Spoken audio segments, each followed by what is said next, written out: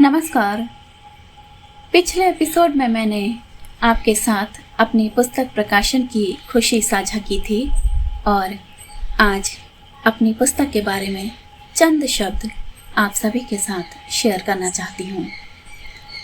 मेरी पूरी कोशिश है कि पीछे जो आप हरा भरा माहौल देख रहे हैं और बीच बीच में गाय के रंभाने की आवाज़ भी आपको सुनाई देगी, ये सब आपको अपने गांव की याद ज़रूर दिलाएगा।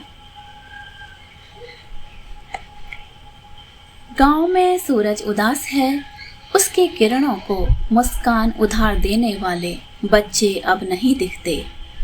चंदा हताश है, उसके नाम की लोरी सुनने वाले बच्चे भी अब नहीं मिलते।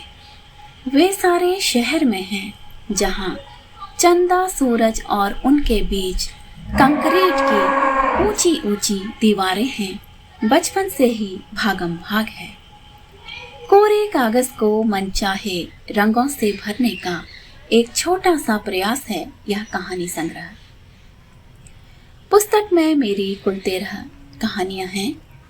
कल्पना के कल्पतरु के नीचे बैठकर दुनिया में बहुत कुछ रचा जा सकता है, मगर यथार्थ का अवलोकन कर उसे दर्शाने का प्रयास मैंने यहाँ पर किया है। मेरी लगभग सभी कहानियों के केंद्र में गांव शब्द आता है। गांवों में सुख सुविधाओं के अभाव में हो रहे पलायन ने अंतर्मन को झकझोरा है। मेरा यह विश्वास है कि एक ही परिवेश में दर्शाई गई इन कहानियों में आपको विविधता अवश्य मिलेगी।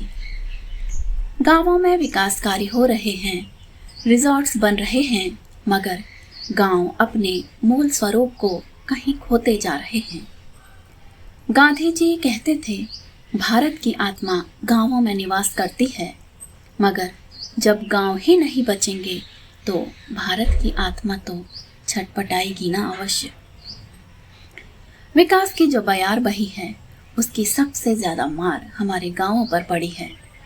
उनका न तो पूरी तरह शहरीकरण हो पाया है और न ही उनकी मौलिकता बच पाई है। गांव का गांव बने रहना बहुत ज़रूरी है। सोचिए, अगर गांव नहीं होंगे तो बैलों के गले में बजने वाली रुनझुन कैसे सुनाई देगी, झरने कैसे बहेंगे, फसलें कैसे लहलहाएंगी, माटी की सौंधी सौंधी खुशबू कहाँ से आएगी। जब जड़ ही सूख जाएगी तो जीवन रूपी वृक्ष कैसे बचा रह पाएगा। गांव का जितना भी अंश आज बचा है वह महिलाओं ने ही संभाल कर रखा है।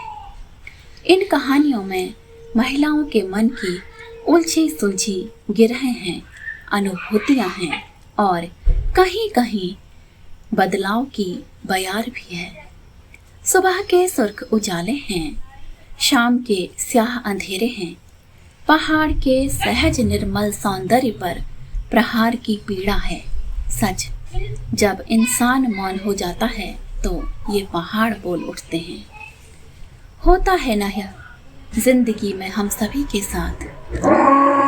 शिक्षा, रोजगार और सुख सुविधाओं की तलाश हमें शहर की ओर ले जाती है, मगर मन घर गांव की देहरी में ही कहीं टिका रह जाता है। गांवों के मूल स्वरूप को छेड़े बगैर गांव का विकास हो, मूलभूत सुविधाओं की व्यवस्था हो, तो शायद कई लोग अपनी जड़ों को छोड़कर जाने को मजबूर नहीं होंगे। ग्रामीण क्या सोचते हैं, कैसा जीवन व्यतीत करते हैं, क्या बदलाव चाहते हैं, वहाँ पर महिलाओं की क्या स्थिति है, इन सब बिंदुओं को कहानियों के माध्यम से अभिव्यक्त करने का मेरा प्रयास साहित्य जगत की अदालत में कितना खरा उतरता है, इसका फैसला मेरे आप पाठक वर्ग करेंगे।